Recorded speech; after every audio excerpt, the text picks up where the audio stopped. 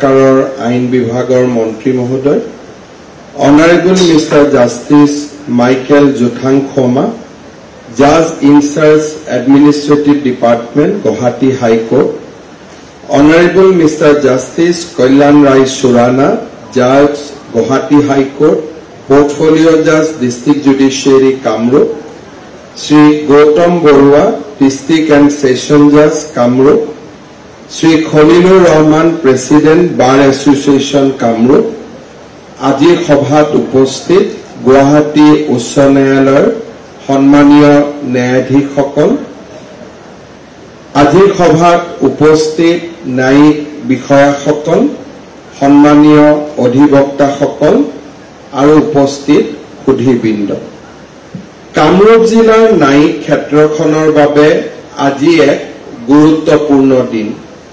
আমিনগাঁৱৰ নৱনিৰ্মিত কামৰূপ জিলা ন্যায়িক আদালতৰ চৌহদৰ শুভ উদ্বোধন উপলক্ষে মই কামৰূপ জিলা আৰু সত্ৰ ন্যায়াধীশ প্ৰমুখ্যে জিলাখনৰ আইন সেৱাৰ সৈতে জড়িত ন্যায়িক বিষয়া, কৰ্মচাৰী, অধিবক্তা তথা সমূহ কামৰূপবাসী ৰাইজক আন্তৰিক অভিনন্দন জনাইছো।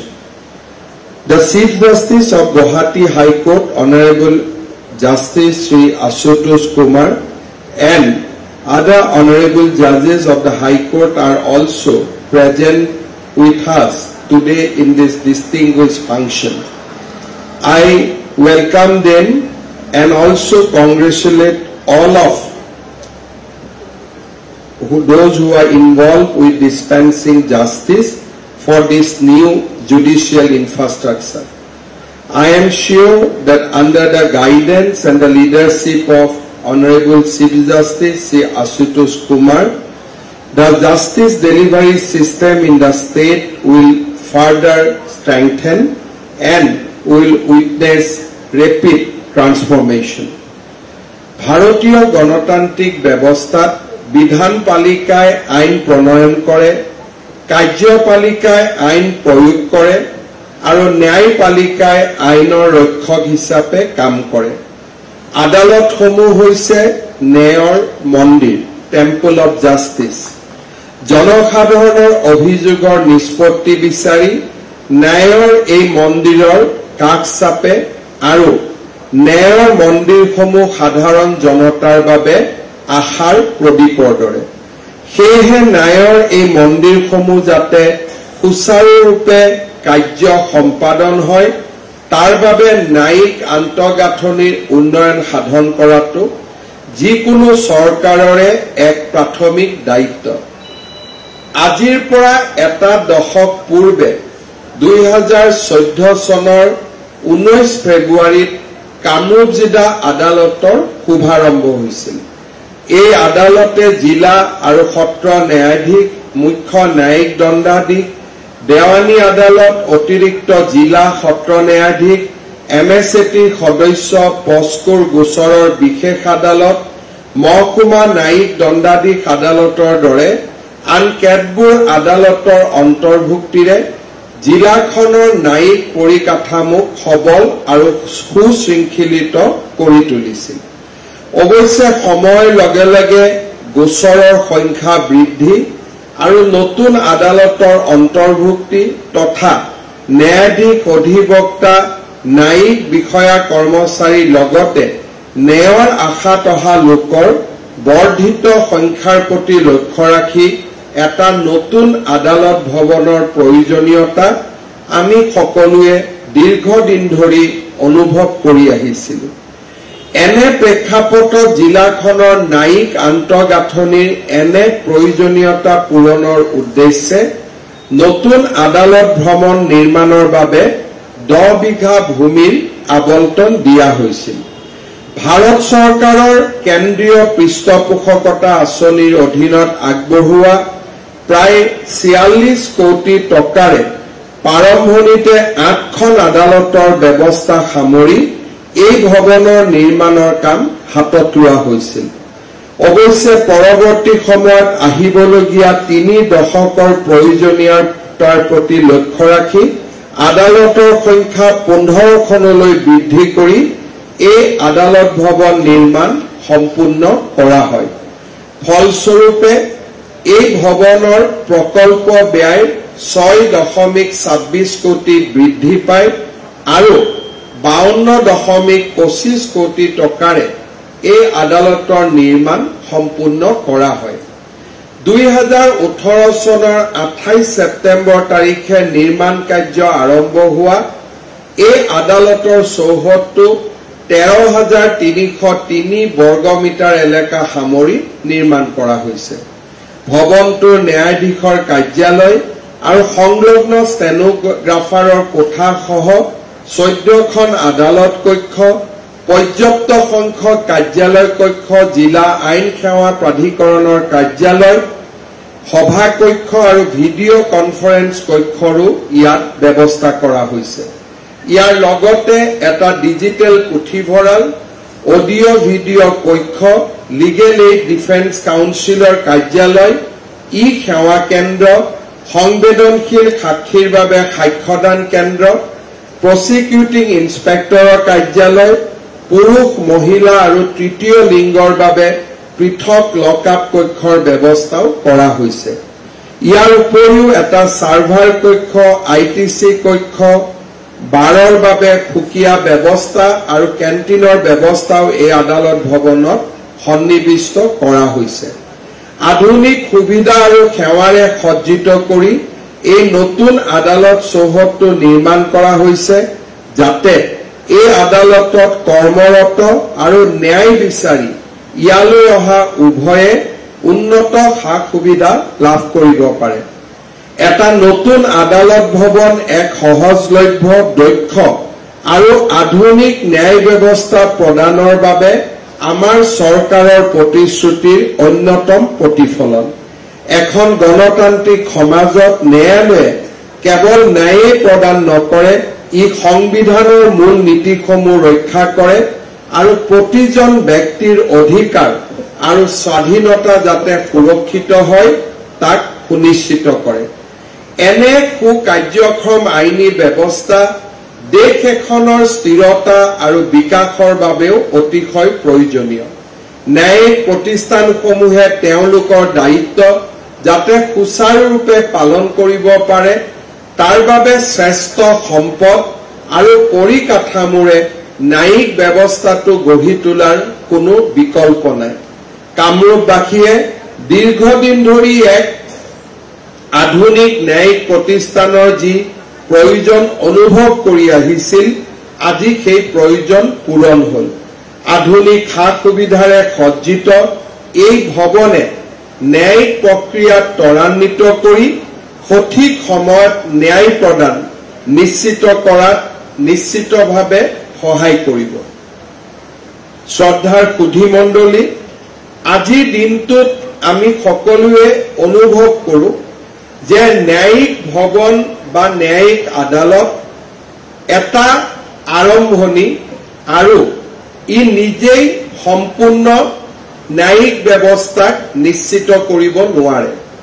ন্যায় ব্যৱস্থাক নিশ্চিতকৰণৰ বাবে অধিবক্তা আৰু ন্যায়াধীশসকলৰ বাবে এক গুৰুত্বপূৰ্ণ দায়িত্ব আৰু আদালতলৈ অহা গোচৰীয়া বা আন ৰাইজে ন্যায়ৰ অপেক্ষাৰে আদালতৰ মাজলৈ আহে, আদালতত ন্যায় বিচাৰি আহে আৰু যিমান তৎকালীনভাৱে আমি ন্যায় প্ৰদান কৰিব পাৰোঁ সেই ব্যৱস্থাই আদালতলৈ অহা ৰাইজক সন্তুষ্ট কৰে আৰু ন্যায়িক ব্যৱস্থাই গণতন্ত্ৰক শক্তিশালী কৰে।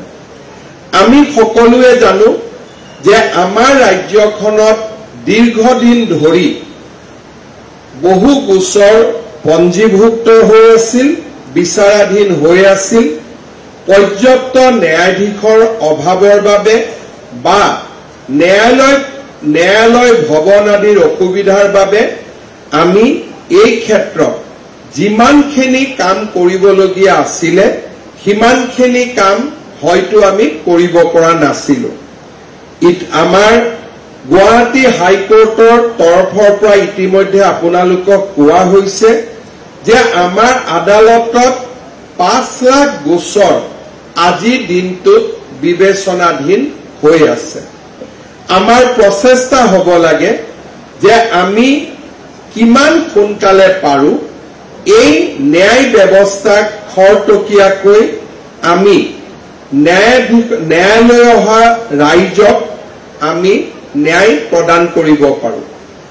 আমাৰ ৰাজ্যৰ আইনী ব্যৱস্থাই হওক বা আমাৰ ৰাজ্যৰ পুলিচৰ ইনভেষ্টিগেশ্যনৰ ব্যৱস্থাই হওক তাৰ পৰিকাঠামো যথেষ্ট দুৰ্বল আছিল। 2021 চনত আমাৰ যদি আমি ক্ৰিমিনেল সাইডলৈকে বা ক্ৰিমিনাল এসপেক্ট যদি আমি চাব যাও আমাৰ কনভিকশন ৰেট মাত্ৰ 5% আছিল। অৰ্থাৎ আমাৰ আদালতৰ ওপৰত স্বাভাৱিকভাৱে জনতাৰ আস্থা কমি গৈছিল, কাৰণ 95 সংখ্যক গোচৰত একিউজে একুইটেল পাইছিল আৰু মানুহৰ মাজত ধাৰণা হৈছিল যে আমাৰ আদালত আৰু পুলিচ ব্যৱস্থাই মানুহক ন্যায় প্ৰদান কৰিব নোৱাৰে। আৰু ইয়াৰ কাৰণে আমি নিশ্চিতভাৱে গোচৰৰ অনুসন্ধানৰ পৰা আৰম্ভ কৰি গোচৰ পৰিচালনাৰ সমগ্ৰ ব্যৱস্থাটোতে ক'ত ক'ত ত্ৰুটি থাকি গৈছিল তাক আমি ওচৰৰ পৰা চোৱাৰ এটা পৰিবেশ আমাৰ মাজত আহি পৰিছিল।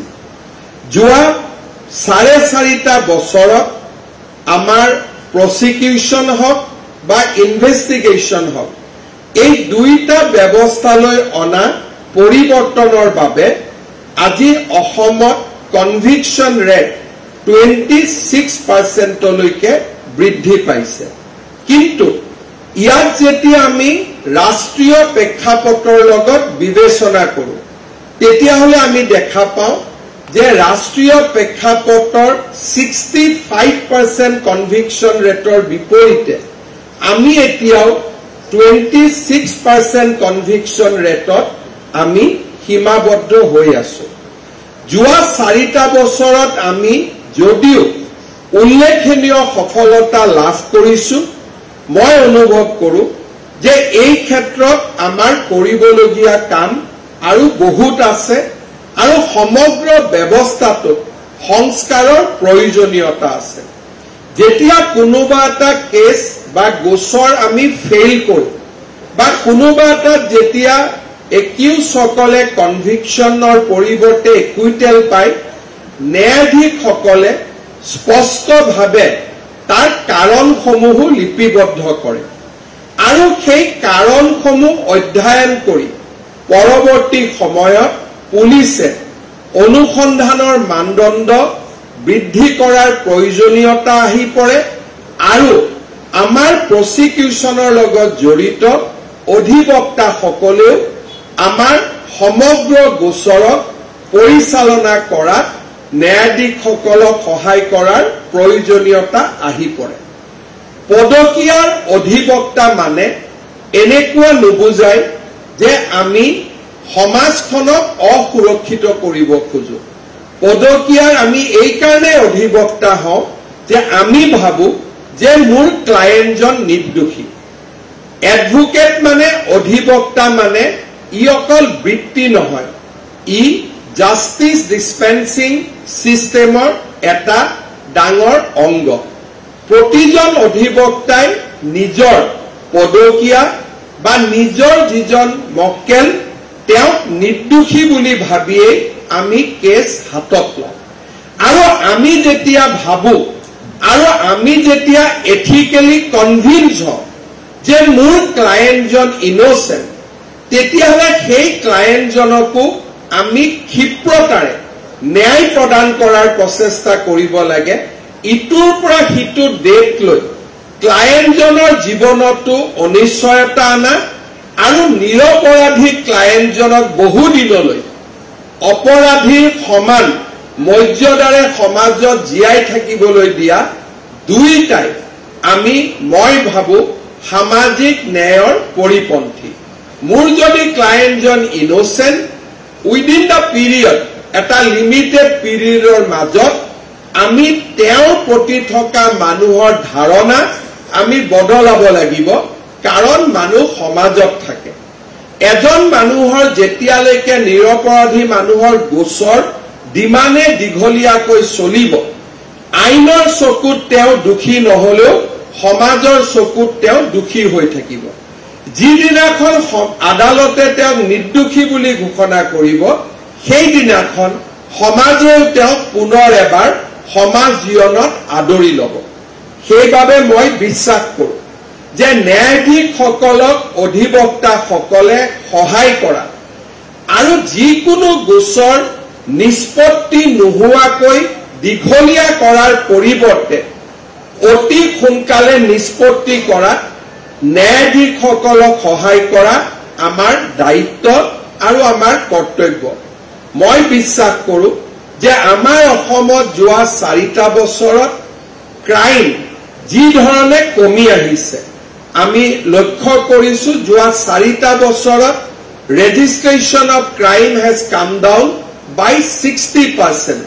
It is not a matter of joke that in the 4 years the registration of FIR or FIR will definitely lose if there is a crime.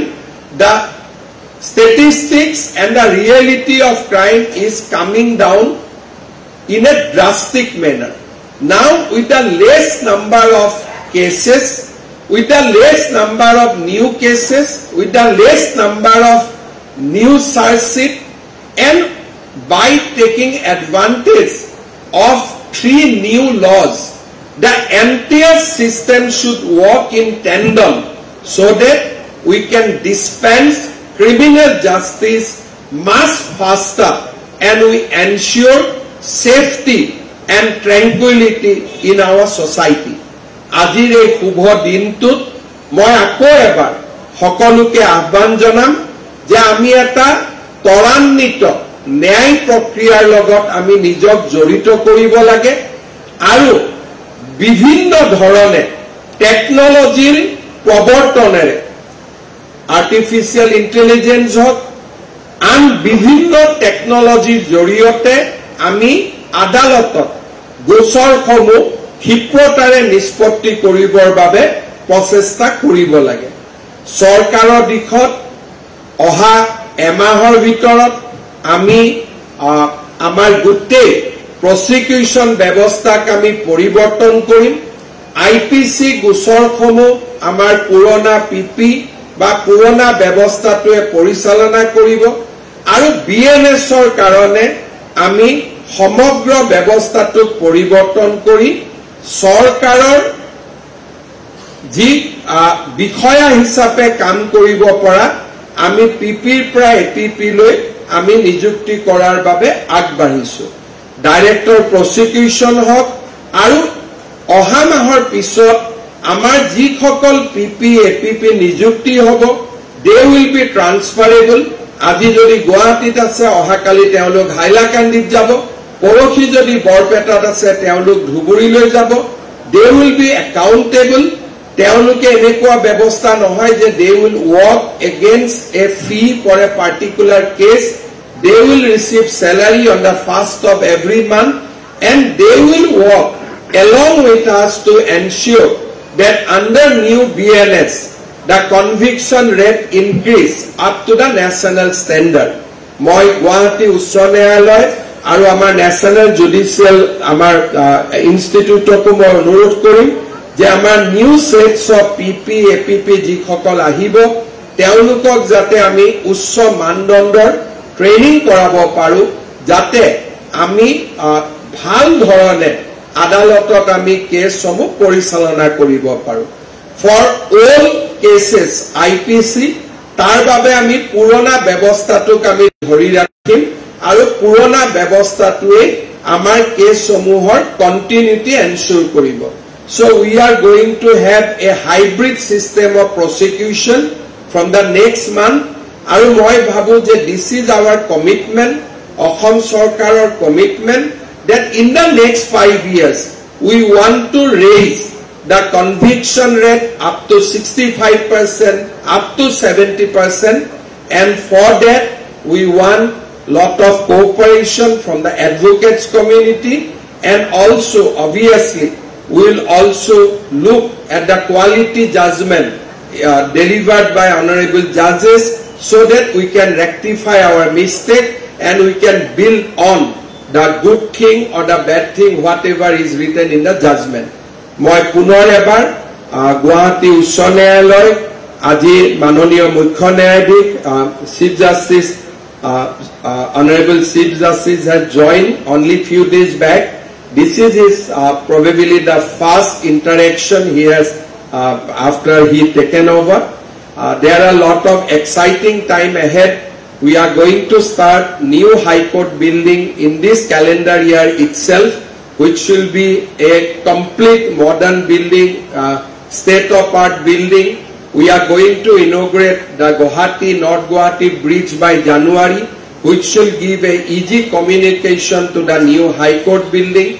This place is also going to be transformed with the new stadium coming. Almost 5,000 car parking we are arranging in this locality, so that every advocate also, whenever there is nothing is happening in stadium, you can use the car parking space also. The road is going to be widened.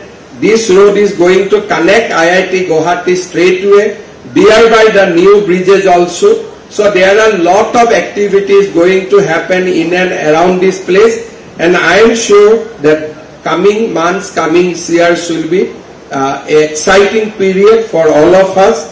I have also noted your demand for a bar library. I'll just inform today that you are going to have a positive news very soon. I'll work with you so that you can have a good bar library. Punor ebar আপোনালোক সকলোকে ধন্যবাদ জনাই, conveying my gratitude to Honorable Chief Justice for inviting me for this function. I conclude my space. Jai Hind, Bande Mataram. Thank you, sir. We are immensely grateful for your valuable time and esteemed presence today. To express our heartfelt gratitude to all the dignitaries and their contributors, may I now invite Honorable District and Session Judge Kamrong